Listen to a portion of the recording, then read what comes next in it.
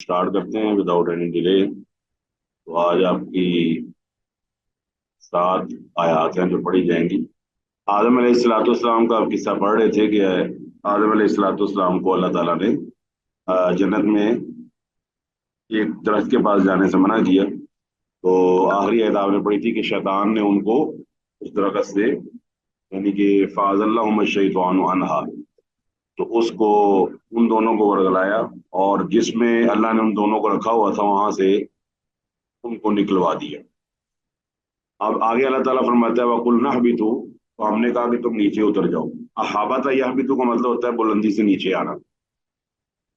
अहाबता यहबितु का मतलब होता है बुलंदी से नीचे आना, जिस तरह आप लिफ्ट के ऊपर जाते हैं तो फिर नीचे आ जाते हैं। तो हमने फरमाया कि इहबितु, तो अब नीचे उतर जाओ। इसका मतलब ये है कि वो जन्नत जिसके अंदर भेजा गया था वो आसमान पर थी, इसलिए अल्लाह फरमा रहा है कि तुम अब नीचे उतर जाओ। और बाज़ुकुम लिबाज़िन अदू, और तुम में से बाज बाज का दुश्मन है। गौर कर सकते हैं आप, वकुल नहबितु, और तुम नीचे उतर जाओ। बाज हुकुम, तुम में से बाज बाज का दुश्मन है। बाज आप जानते हैं, बाज का मतलब होता है किसी चीज का कुछ हिस्सा।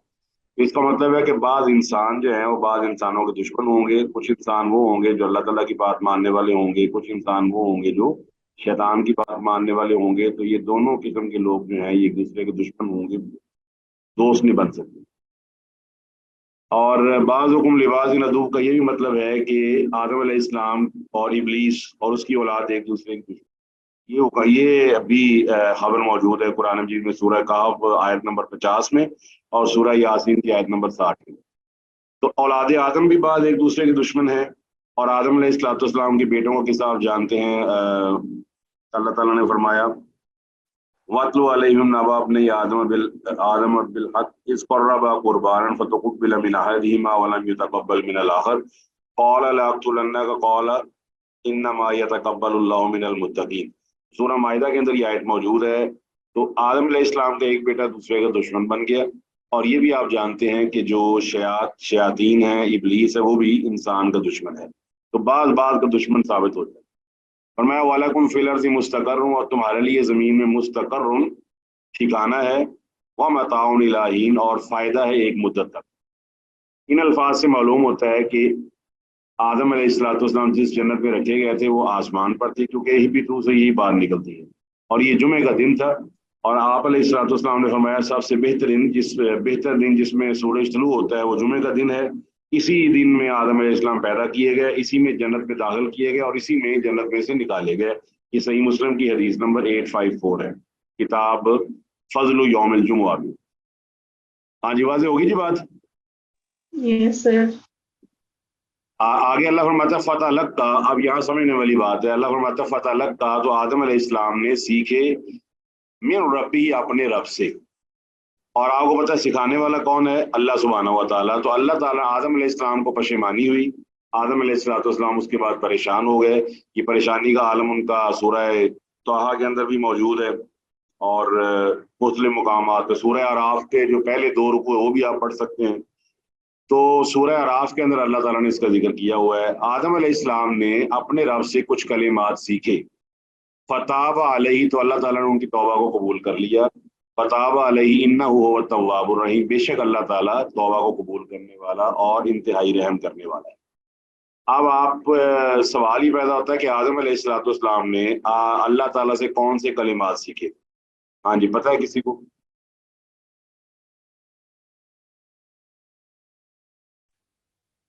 जी सर, अशिया के नाम, जितनी भी चीजें दुनिया के अंदर अल्लाह ने पैदा की नहीं, वो तो उनके अल्लाह ने सिखाई। हाँ, वो कलिमात आपने बताने हैं जिनकी वजह से उनकी तौबा कबूल हुई है। रब्बना ज़लमना बिल्कुल। अनफुसना व हाँ जी, इल्लम तग़फिर लना ये वतरहमना आपके सामने आयत आ चुकी है, लनकूनन्ना। देखिए ये लिखा हुआ है रब्बना ज़लमना अनफुसना व इल्लम तग़फिर लना व तरहमना लनकूनन्ना मिनल ख़ासिरीन। और ये सूरह आराफ की आयत नंबर 23 है। अच्छा, हमारे यहाँ एक किस्सा मशहूर है कि आदम अलैहिस्सलाम ने अर्श पर, जब गुनाह उनसे ये गलती सरजद हुई तो आदम अलैहिस्सलाम ने अर्श पर देखा तो वहां पर ला इलाहा इल्लल्लाह मुहम्मदुर रसूलुल्लाह लिखा हुआ था। उन्होंने मोहम्मद रसूलुल्लाह के वसीले से अल्लाह से दुआ की तो अल्लाह ताला ने तौबा कबूल फरमा ली। लेकिन ये हदीस जो है ये मौजू और मन गढ़ंत है। چونکہ قرآن مجید کی سب سے بہترین تفسیر قرآن مجید خود کرتا ہے. قرآن مجید کے اندر ہی یہ بات اللہ تعالیٰ نے نقل فرما دی ہے کہ یہاں پر فرمایا کہ وہ کلمات تھے اور وہاں پر یہ فرما دیا وہ کلمات کون سے تھے. تو اگر آپ سے پوچھا جائے وہ کلمات کون سے تھے تو آپ کہیں گے سورہ اعراف کی آیت نمبر 23 میں اللہ فرماتا ہے قالا، ان دونوں نے کہا، آدم نے بھی کہا، ان کی بیوی نے بھی کہا، ربنا، اے ہمارے رب، ظلمنا انفسنا، ہم سے اپنی جانوں پر ظلم ہوا ہے اور اگر تو نے ہمیں معاف نہ کیا، ہمارے اوپر رحم نہ کیا تو ہم یقیناً خسارہ پانے والوں میں سے ہو جائیں گے. تو لہٰذا کسی بھی نبی یا ولی کے واسطے یا وسیلے سے دعا نہیں کی. یہ بات سمجھ لینی چاہیے کہ وسیلہ کیا ہوتا ہے، ایک ذریعہ. تو ذریعہ جو ہے اس کو ڈیفائن کرنا ضروری ہوتا ہے. آپ ایک وہ لمبی بحث میں ہم نہیں پڑھیں گے. آپ کو پتہ ہے کہ ہمارے شریعت کے اندر واضح طور پہ بتا دیا گیا ہے کہ آپ کا ایک ہے مقصد اور ایک ہے آپ کا طریقہ کار، ذریعہ. تو آپ کا ذریعہ بھی حلال ہونا چاہیے، مقصد بھی حلال ہونا چاہیے، تب جا کے بات بنتی ہے. واضح ہوئی بات؟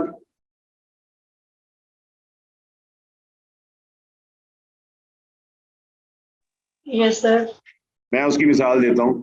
اگر ایک آدمی کو پیسوں کی ضرورت ہے جس سے وہ اپنے والدین کی خدمت کرنا چاہتا ہے تو یہ مقصد اس کا بہت اچھا ہے، لیکن کیا اس کے لیے یہ ذریعہ اختیار کیا جا سکتا ہے کہ آدمی چوریاں شروع کر دے اور ڈکیتیاں شروع کر دے؟ جی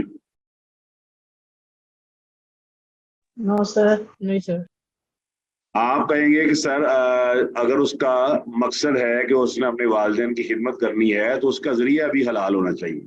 اگر کوئی آدمی یہ مقصد رکھتا ہے کہ میں اپنے گھر کو چلاؤں اور ذریعہ بنا لیتا ہے شراب بیچنے کو یا جوئے کو یا کسی اور غلط کام کو یا خنزیر کا گوشت بیچنے کو، تو بتائیے یہ درست ہے؟ نو سر، درست نہیں ہے. ہاں بالکل درست نہیں ہے. تو اس کا مطلب ہے ایک آدمی کو اولاد کی ضرورت ہے تو اولاد کی ضرورت اس کا مقصد ہے کہ میرے پاس اولاد ہوئی، اس کا مقصد ہے، لیکن اس مقصد کے لیے زنا اور بدکاری کو کبھی بھی ذریعہ نہیں بنایا جا سکتا. تو یہ مثالیں اس لیے دی گئی ہیں کہ ایک آپ کا ذریعہ ہے اور ایک آپ کا مقصد ہے. اب میں ایک اور ایگزامپل دیتا ہوں جو آپ کے گھروں میں موجود ہے. آپ کے گھر میں اے سی موجود ہے اور فریج بھی موجود ہے. تو آپ بتائیے فریج اس کا مقصد کیا ہے اور وہ کس چیز کا ذریعہ ہے، اور جو اے سی ہے اس کا مقصد کیا ہے، وہ کس چیز کا ذریعہ ہے؟ جی اے سی کمرے کو ٹھنڈا کرتا ہے اور فریج جو ہے محدود ہے، یہ چھوٹی چھوٹی چیزوں کے لیے ہے. اگر آپ بالکل ٹھیک ہے، اگر آپ اے سی کو چیزیں ٹھنڈا کرنے کے لیے اور فریج کو کمرہ ٹھنڈا کرنے کے لیے استعمال کریں تو آپ درست کر رہے ہیں کہ آپ غلط کر رہے ہیں؟ نہیں، پھر تو غلطی ہوگا نا. غلط ہوگا. تو اللہ تعالیٰ نے جو وسیلہ بیان کیا نا وہ یہ ہے جو ہمارے ہاں ایک غلط تصور بن گیا ہے. وسیلے کا مطلب ہوتا ہے نیکی کے کام. جو نیکی کے کام جو ہے نا وہ وسیلہ بن جاتے ہیں. ہمارے ہاں سمجھا جاتا ہے کہ شخصیت کو وسیلہ بنایا جائے، تو شخصیت کو وسیلہ بنانے کی کوئی بھی دلیل موجود نہیں ہے. کسی شخصیت کو وسیلہ ڈال دیا جائے اللہ کے آگے کہ اس شخصیت کی وجہ سے ہمارا کام کر دے، تو یہ بالکل ایسے ہی ہوگا کہ جس طرح آپ کو مثال دی گئی ہے پہلے سے کہ ہم نے اے سی کو رکھا ہوا ہے کہ وہ چیزوں کو ٹھنڈا کرے گا اور فریج کو رکھا ہوا ہے کہ وہ کمرے کو ٹھنڈا کرے گا. کوئی شک والی بات نہیں ہے کہ ٹھنڈا ضرور کرتے ہیں لیکن ان کا اپنا اپنا ایک طریقہ کار ہے. وسیلے کا مطلب ہوتا ہے اللہ تعالیٰ سے کسی چیز کے بارے میں مدد طلب کرنا، اور وسیلہ سب سے بہترین نیک اعمال ہے اور یہی اصل وسیلہ ہے. اس کے بارے میں اللہ نے بار بار فرمایا آمنوا وعملوا الصالحات. اس کی حدیث بھی آپ جانتے ہیں. وہ آپ کو یاد ہوگی غار میں 3 آدمی پھنس گئے تھے، نبی علیہ الصلوۃ والسلام نے فرمایا غار کا دروازہ بند ہو گیا. یاد ہے یہ حدیث؟ سر سمجھ نہیں آئی مجھے نا. میں نے کہا آپ علیہ السلام نے فرمایا کہ بنی اسرائیل میں 3 آدمی تھے جو غار میں چلے گئے تو غار کا دروازہ بند ہو گیا، باہر سے پتھر گرا دروازہ بند ہو گیا. یہ حدیث آپ نے سنی یس ہے؟ سر. جی سر. آپ اب یہ بتائیے کہ اس حدیث کے مطابق انہوں نے اپنے اللہ تعالیٰ کو کس چیز کا وسیلہ دیا ہے؟ انہوں نے اپنے نیک اعمال کا. ہاں نیک اعمال. ایک آدمی نے کہا خاص عمل اللہ کی رضا کے لیے کیے تھے. والدین کی خدمت کرتا تھا، دوسرے نے کہا کہ میں تیری رضا کے لیے زنا سے بچا، تیسرے نے کہا کہ میں نے ایک مزدور کی مزدوری دے دی. تو صرف تیرے ڈر کی وجہ سے تو اللہ تعالیٰ نے دروازے کو کھول دیا، پتھر کو پیچھے کر دیا. لہٰذا اللہ تعالیٰ کے نبی کسی نبی نے بھی قرآن مجید میں کسی پچھلے نبی کا یا کسی اور آدمی کا وسیلہ نہیں بیان کیا. سب نے یہی کہا ربنا ظلمنا, کسی نے کہا ربنا آتنا, کسی نے کہا ربنا آتنا من لدنک رحمتن, کسی نے اللہ تعالیٰ کو اس کی ربوبیت کا واسطہ دیا ہے, کسی نے اللہ تعالیٰ کو فرمایا اللہم مالک الملک تؤتی الملک, کسی نے فرمایا ربی زدنی علما, کسی نے فرمایا ربی انی لما انزلت الی من خیر فقیر, کسی نے کہا لا الہ الا انت سبحانک انی کنت من الظالمین, کسی نے کہا فدعا ربہ انی مغلوب فانتصر. تو تمام انبیاء اور اللہ تعالیٰ کے رسولوں نے اللہ تعالیٰ کو اس کی صفات کا واسطہ دیا ہے, اس کی صفتیں بیان کی ہیں, اور وسیلہ جو ہے وہ آپ کے نیک اعمال ہیں جو آپ کرتے ہیں. تو یہ ہمارے ہاں جو تصور ہے وسیلے کا یہ بالکل غلط ہے. اصل وسیلہ آپ کے نیک اعمال ہیں. اگر آپ نیک اعمال کرتے ہیں تو اللہ تعالیٰ کے محبوب ہو جاتے ہیں, اللہ آپ کو محبت کرتا ہے, آپ سے پیار کرتا ہے. تو اللہ تعالیٰ نے یہ کلمات پڑھے تو آدم علیہ السلام نے پڑھے تو اللہ نے توبہ کو قبول کر لیا, اور آگے فرمایا فتاب علیہ, اللہ نے ان کی توبہ قبول کر لی. اور خالص توبہ کے لیے 3 چیزیں ضروری ہیں. وہ کیا ہے؟ گناہ کا احساس ہو, گناہ پر شرمندگی ہو, اور آئندہ گناہ نہ کرنے کا عزم ہو. ٹھیک ہے جی. تو فتاب علیہ سے یہ بھی فائدہ ہوتا ہے کہ ضروری نہیں ہے کہ آپ کوئی گناہ کریں تو اس کے بدلے میں آپ کو سزا مل کر ہی رہے گی. اللہ تعالیٰ قادر ہے کہ سزا دیے بغیر بھی آپ کو معاف فرما دے. اور التواب رحیم میں یہ بھی معنی نکلتا ہے کہ اللہ کتنا مہربان ہے, اس نے دعا خود سکھائی ہے, اور دعا سکھانے کے بعد اللہ تعالیٰ نے اپنے بندے کو معاف بھی کر دیا ہے. واضح ہوگی جی بات؟ جی سر. اس کے بعد اللہ فرماتا ہے کل نہ بھی تو بہرحال یہ بات واضح ہوگی کہ اب تمہیں یہاں نہیں رہنا. کل نہ, ہم نے پھر کہہ دیا بھی تو تم نیچے اتر جاؤ اور اب زمین میں چلے جاؤ, منہا جمیعاً, یہاں سے سب کے سب. اب آگے کی یہ آیت بڑی اہم ہے. فَإِمَّا يَأْتِيَنَّكُمْ, تو جب تمہارے پاس آئے گی منی, میری طرف سے, ہدن, کوئی ہدایت. فَمَن تَبِعَ ہدایا, اب یہ پھر اللہ تعالیٰ فرماتا ہے کہ جس نے میری ہدایت کی پیروی کی. اب یہ لفظ پہ غور کریں, منی, میری طرف سے, ہدن, ہدایت. اس کا مطلب ہے ہدایت ہے ہی وہ جو اللہ تعالیٰ کی طرف سے آئے. ہدایت صرف وہ ہے جو اللہ تعالیٰ کی طرف سے آئے, اور اللہ تعالیٰ نے وہ ہدایت دونوں طرح سے دی ہے. آتا کل شیء خلقہ ثم ہدا. اللہ فرماتا ہے ہم نے انسان کو پیدا کیا, ہر چیز کو پیدا کیا, پھر ہم نے اس کو ہدایت دی. ہدایت 2 طرح کی ہے, یہ سمجھ لیں. ایک ہدایت ہے جسے تکوینی ہدایت کہا جاتا ہے, اور ایک ہدایت ہے جسے تشریعی یا شرعی ہدایت کہا جاتا ہے. تکوینی ہدایت کیا ہے؟ وہ سیدھا راستہ جس کے ذریعے آپ دنیاوی کام کرتے ہیں. بتائیے آپ کھانا اپنے جسم کے کس حصے سے کھاتے ہیں؟ جواب دے دیجیے. کھانا جسم کے کس حصے سے کھایا جاتا ہے؟ کھانا جسم کے کس حصے سے کھایا جاتا ہے؟ کس حصے میں جاتا ہے سر, یہ پوچھ رہے ہیں سر؟ منہ کے ذریعے. میں کہہ رہا ہوں منہ کے ذریعے کھاتے ہیں نا آپ کھانا. یس. اچھا, کوئی آدمی جتنا مرضی چھوٹا بڑا ہو جائے, ماڈرن ہو جائے, منہ کو استعمال کرے گا, کیونکہ اللہ تعالیٰ نے یہ آپ کو ہدایت کر دی ہے کہ آدمی منہ سے ہی کھائے گا. منہ کے اندر سلائیوا ہوتا ہے, منہ کے اندر آپ کے ایک لعاب بنتا ہے جس کے اندر انزائمز ہوتے ہیں. وہ انزائم جو ہیں وہ خوراک کو ہضم کرنے میں مدد دیتے ہیں, اس لیے آپ چبا چبا کر کھاتے ہیں, پھر وہ معدے میں چلا جاتا ہے, ایسوفیگس سے گزرتا ہے, پھر معدے میں چلا جاتا ہے, اور اس کے بعد آپ کے جسم کا حصہ بن جاتا ہے. صاف ظاہر ہے کہ آپ کان سے نہیں کھاتے. ایک یہ تکوینی ہدایت ہے کہ ہر چیز کو اللہ تعالیٰ نے طریقہ سکھا دیا ہے کہ یہ کام ایسے ہوگا. کان سے سنیں گے, آنکھ سے دیکھیں گے, زبان سے چیزوں کا ذائقہ محسوس کریں گے. اور ایک ہے شرعی ہدایت. تو شرعی ہدایت بھی اللہ تعالیٰ کی طرف سے آئے گی, ہم اپنے ذہن سے نہیں بنا سکتے. آپ میں سے کوئی آدمی کبھی کیا ہے کسی آدمی نے کہ میں منہ سے کھانے کی بجائے کان سے کھایا کروں گا, یا آنکھوں سے کھایا کروں گا, یا ناک سے کھایا کروں گا؟ جی بتائیں. نو سر. آپ نے یہ کیوں نہیں کیا؟ کیونکہ ایسا ممکن ہی نہیں. طریقہ ہی ایک ہی دیا اللہ تعالیٰ نے ہمیں. دیکھیے میں آپ کو ایک واضح طور پہ ایک بات بتانا چاہتا ہوں جو ہمارے ہاں بہت بڑا مسئلہ بنا ہوا ہے. دیکھیے آپ جب ہاسپٹل جاتے ہیں نا تو آپ دیکھتے ہیں کہ بعض انسانوں کو نالی لگی ہوتی ہے خوراک کی, اور ان کے حلق کے اندر جو ہے نا وہ خوراک کی نالی یا کی سائڈ میں خوراک کی نالی لا کر اس کو خوراک دی جاتی ہے. آپ نے دیکھا ہوا ہے, ایگری کرتے ہیں اس چیز سے؟ جی سر. اچھا, سوال بنتا ہے کہ ہم نے یہ طریقہ نہیں اختیار کیا کہ ہم کسی آدمی سے کبھی نہیں کہتے کہ یار میں منہ سے نہیں کھانا چاہتا, لہٰذا مجھے تم دوسری سائڈ سے کسی اور جگہ نالی بنا دو تاکہ میں وہاں سے کھایا کروں. وجہ یہ ہے کہ ہمیں پتہ ہے کہ اس کے اندر ہدایت یہی ہے کہ ہم منہ سے کھانا کھائیں جس کا فائدہ ہے اور جو طریقہ درست اور صحیح ہے. کافر ہو, مشرک ہو, غیر مشرک ہو, ایماندار ہو, مومن ہو, ہندو, سکھ, عیسائی, سب منہ سے کھاتے ہیں. اب کیسے ہو سکتا ہے کہ اللہ تعالیٰ آپ کو یہ ہدایت تو دے اور اللہ تعالیٰ اپنی رضا کے لیے ہدایت عطا فرمایا، تو اللہ تعالیٰ نے ایک شرعی ہدایت اپنے نبیوں پہ نازل فرمائی. اس کے بارے میں فرمایا کہ جب بھی ہدایت میری طرف سے آئے گی تو وہ اس کے اندر بھی وہی طریقہ درست ہوگا جو اللہ نے بتایا ہوگا. جو ہماری عقل کہے گی وہ درست نہیں ہوگا. پھر سمجھ لیں، جو ہماری عقل ہمیں طریقہ بتائے گی وہ درست نہیں ہوگا، طریقہ وہی درست ہوگا جو اللہ تعالیٰ نے بتایا ہوگا. یہ بات سارے اچھی طرح سمجھ لیں. اس کی میں ایک چھوٹی سی ایگزامپل دیتا ہوں.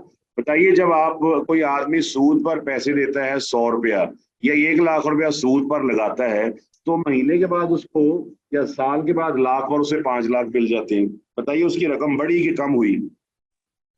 بڑھ گئی. بڑھ گئی. ٹھیک ہے. جب اس نے زکوٰۃ دی 100 روپے کی تو اس کے 2.5 روپے کٹ گئے. کٹنے کے بعد کیا ہوا؟ پیسے کم ہوئے کہ زیادہ ہوئے؟ ویسے دیکھا جائے تو کم ہوئے. نہیں، دیکھا نہیں جائے. آپ صاحب ہی جواب دیں نا. دیکھا کیا جائے؟ آپ کہیں گے کم ہو گیا جی. کم ہوئے کم ہو گئے. اب ہماری عقل کہتی ہے زکوٰۃ دی جائے تو پیسے کم ہوتے ہیں اور سود لیا جائے تو پیسے زیادہ ہوتے ہیں. یہ ہماری عقل کہتی ہے. ہماری کیلکولیشن، ہماری نیومیریکل ویلیوز، ہمارا میتھمیٹکس، ہمارا ارتھمیٹک وہ کہتا ہے کہ ایسے ہوتا ہے. لیکن اللہ تعالیٰ فرماتا ہے کہ جو سود ہے وہ ختم ہو جاتا ہے اور زکوٰۃ بڑھ جاتی ہے. تو بتائیے آپ کس کی بات مانی جائے گی، عقل کی کہ اللہ تعالیٰ کی؟ اللہ تعالیٰ. بولیں جی باقی کلاس والے بھی. جی اللہ تعالیٰ کی بات مانی. اللہ تعالیٰ فرماتا ہے وما آتیتم من ربا لیربو فی اموال الناس فلا یربو عند اللہ وما آتیتم من زکاۃ تریدون وجہ اللہ فاولئک هم المضعفون. سورہ روم میں فرماتا ہے جو تم سود لیتے دیتے ہو سمجھتے ہو پیسے بڑھ گئے ہیں تو اللہ تعالیٰ کے یہاں کوئی نہیں پڑتے، اور جو تم زکوٰۃ دیتے ہو، صدقات خیرات کرتے ہو، تمہارا مال ظاہری طور پہ کم ہوتا ہے مگر اللہ فرماتا ہے کہ میں کئی گنا بڑھ جاتا ہے.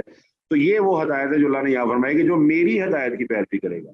اس کا مطلب ہے ہر وہ چیز جو آخری ہدایت جو اللہ تعالیٰ نے اپنے نبی علیہ الصلوۃ والسلام کو دی، اور اللہ تعالیٰ نے سورہ نساء کے اندر بھی اس کو بیان کیا ہے، وَمَن يُطِعِ اللَّهَ وَالرَّسُولَ فَأُولَٰئِکَ مَعَ الَّذِينَ أَنْعَمَ اللَّهُ عَلَيْهِم مِّنَ النَّبِيِّينَ وَالصِّدِّيقِينَ وَالشُّهَدَاءِ وَالصَّالِحِينَ.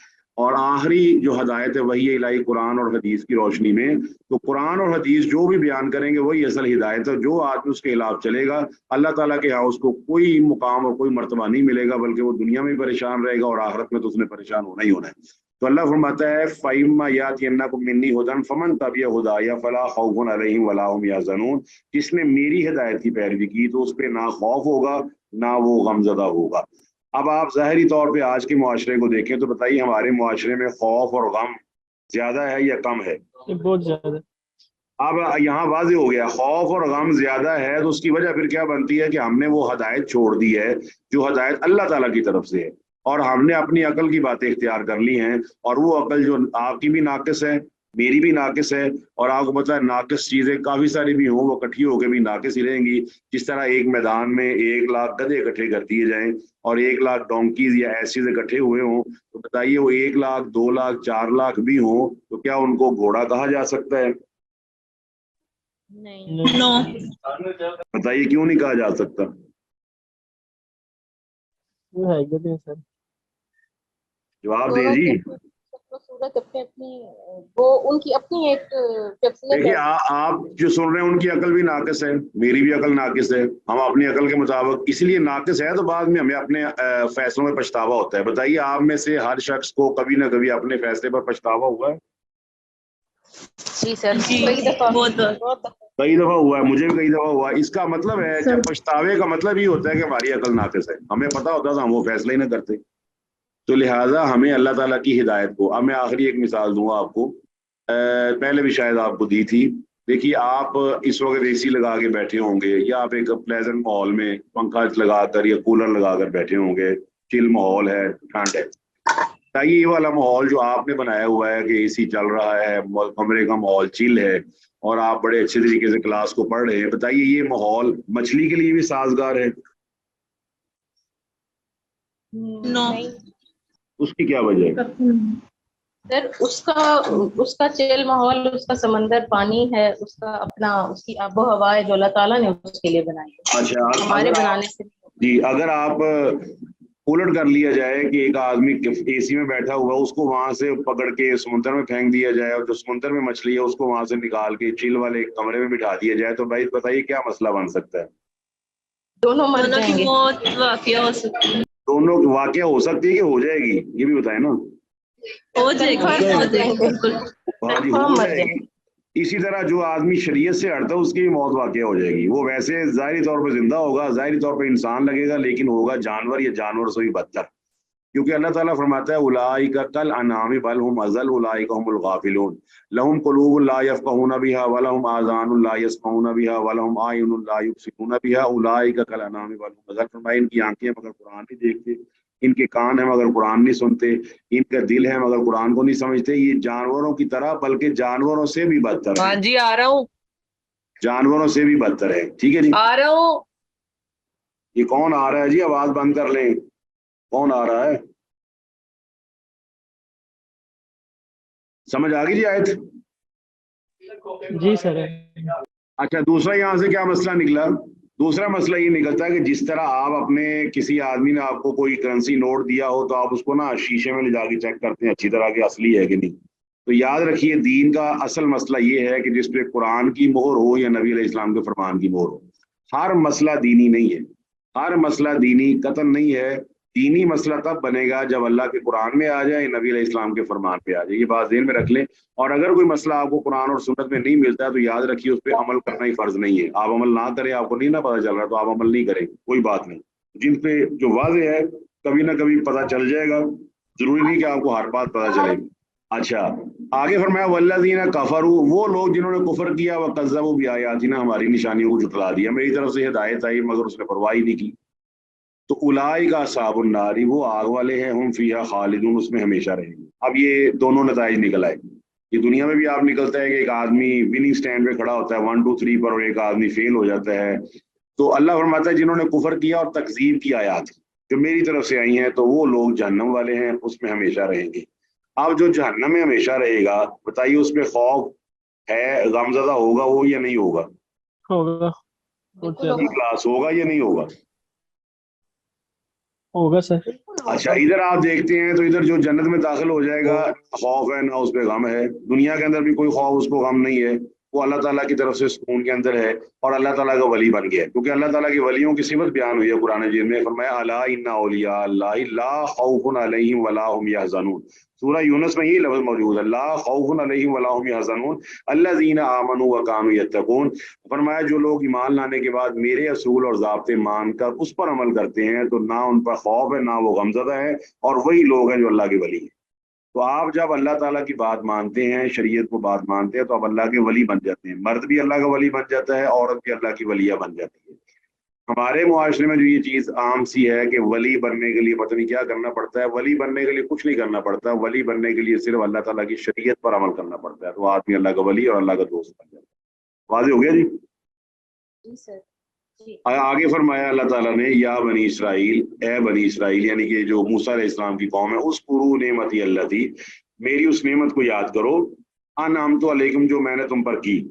तो साहब जो अल्लाह ताला ने उन पे नेमतें की हैं, अब ये यहाँ से लेकर आयत नंबर 147 तक यहाँ आप अगर देखेंगे ना तो आप सुनते जाएंगे तो इसमें अल्लाह ताला ने जो उन पे 10 इनामात बड़े बड़े किए वो आएंगे, उनकी जो 10 बड़ी बड़ी बदआमालियां हैं वो शुरू होंगी यहाँ पर, और उन्हें जो 10 सजाएं दी गई उनका यहाँ जिक्र किया जाएगा। ये आयत नंबर 40 से शुरू होती है और ये आयत नंबर 147 तक जाएगी। समझ आ गया? दोबारा फिर समझ लें, बनी इसराइल मूसा अलैहिस्सलाम की कौम की यहाँ से बयान शुरू होता है, ये बयान चलेगा 147 आयत तक। इन आयात में आप पढ़ेंगे कि बनी इसराइल पर जो 10 इनामात हुए वो भी यहाँ पर आएंगे, उनके जो बदअमालियां हैं, बुरे काम, वो भी यहाँ जिक्र किए जाएंगे, और उन्हें उस पर जो 10 सजाएं दी गई वो भी यहाँ पर बयान की जाएंगी। मिसाल के तौर पर उनके जो अमाले बद हैं, जो बनी इसराइल को मनो सलवा अल्लाह ने उनको अता किया, अल्लाह ने उनको मनो सलवा अता किया, और बड़ी बड़ी नेमतें, फिरौन से निजात दी, और उनके बाद अमाल है कि नबी अलैहिस्सलाम को पहचानने के बावजूद उन्होंने कुफर किया, किताबुल्लाह के अंदर अपनी मर्जी की चीज़ें दाखिल की, जिब्राईल अलैहिस्सलाम से अदावत और दुश्मनी की, और जादू करते थे, साफ जादू किया करते थे, एक दूसरे को कत्ल किया करते थे। तो लिहाजा आप बनी इसराइल के बयान करने का मकसद ये है कि लोग जो हम हैं ईमान वाले, वो बनी इसराइल की बातें सुनकर नसीहत हासिल करें और वो काम ना करें जो बनी इसराइल करते रहे और उसके बाद अल्लाह ताला के गजब में आ गए। वाज़ेह हो गया जी बात? जी क्लास? जी जी सर क्लियर। ए बनी इसराइल, अल्लाह ताला की नेमत को याद करो जो मैंने तुम पर की, औफू, और पूरा करो मेरे वादे को, बियाहदी, मेरे वादे को पूरा करो, ऊफी बियाहदीकुम, तो मैं तुम्हारे साथ किया हुआ वादा पूरा करूंगा। वादा क्या था कि अगर तुम अल्लाह की बात मानोगे तो अल्लाह तुम्हें ऊंचा मुकाम अता कर देगा, बुलंद मर्तबा अता कर देगा लोगों में और दुनिया में तुम्हारा रोब पैदा कर देगा, और जब तुम मेरी बात नहीं मानोगे तो तुम्हारा दुनिया में रोब खत्म हो जाएगा। इन आयात की रोशनी में बताइए, मुसलमानों का रोब और मुसलमानों का दबदबा दुनिया में मौजूद है या खत्म हो चुका है? सर रोब और दबदबा तो दूर की बात है, इज्जत ही नहीं बाकी। ने बिल्कुल बात, वजह उसकी क्या बनती है? वजह वही बनती है कि जिस चीज से मना किया गया था बनी इसराइल की पैरवी करने से, मुसलमानों ने वही शुरू कर दी। तो जब बनी इसराइल अल्लाह ताला के गजब में आ गए तो मुसलमान भी अल्लाह ताला के गजब में आ जाएंगे, क्योंकि जो आदमी भी अल्लाह ताला के वादे को पूरा नहीं करेगा उसके साथ अल्लाह का कोई वादा नहीं है। इब्राहिम अलैहिस्सलाम ने फरमाया था अल्लाह ताला से कि वमिन ज़ुर्रियती, अल्लाह तू मुझे इमाम बना देगा पूरी दुनिया का, पूरे लोगों का, और मेरी औलाद में से। तो अल्लाह ने फरमाया था ला यनालु अहदी ज़ालिमीन, जो जालिम है उसके लिए मेरा कोई वायदा नहीं, जालिम है उसके लिए मेरा कोई वायदा नहीं। पेपर देना पड़ेगा, और जो पेपर देता ही नहीं है, अपनी मनमानी करता रहता है और फिर कहता है मुझे फर्स्ट पोजीशन दे दो, मुझे सेकंड दे दो, तो बताइए उसके साथ फर्स्ट पोजीशन उसको दी जा सकती है, सेकंड दी जा सकती है? सवाल ही पैदा नहीं होता। आप भी नहीं देंगे। कोई आपका मुलाजिम हो, पूरा पूरा महीना काम ना करे, आप उसको तनख्वाह दे देंगे? बताएं जी। जी सर।